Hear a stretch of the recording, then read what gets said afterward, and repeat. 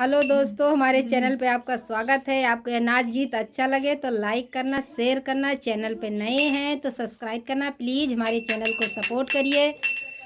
राजा सालई का रजवा तुहार बोली